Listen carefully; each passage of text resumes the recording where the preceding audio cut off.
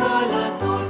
Bucurați-vă de ploaie, de zăpadă și de vânt, de cascade și păraie, bucurați-vă de cânt. Bucurați-vă, bucurați-vă, pentru tot ce în cale întâlniți. Bucurați-vă, bucurați-vă, Dumnezeu vă face fericiți.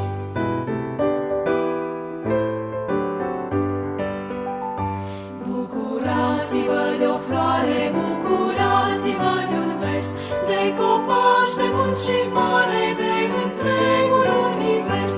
Bucurați-vă de stele, de apus și răsărit, de fulmii și păsărele, de început și de sfârșit.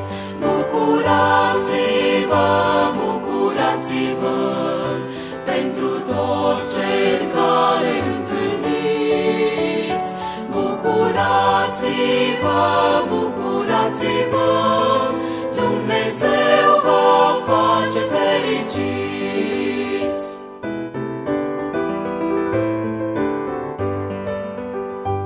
Bucurați-vă de vise, de uitări și amintiri, De minunile promise, de speranțe și împliniri. bucurați-vă de toate, de încercări și bucurii, De prieteni și de frate, de părinți și de copii.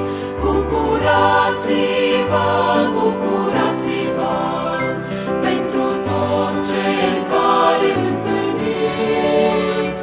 Bucurați-vă, bucurați-vă, Dumnezeu vă face fericiți.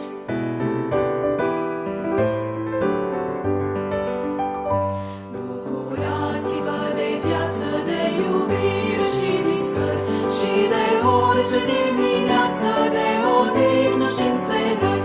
Bucurați-vă de pace, de prezent și de trecut, de acel ce poate face totul nou ca la început. Bucurați-vă,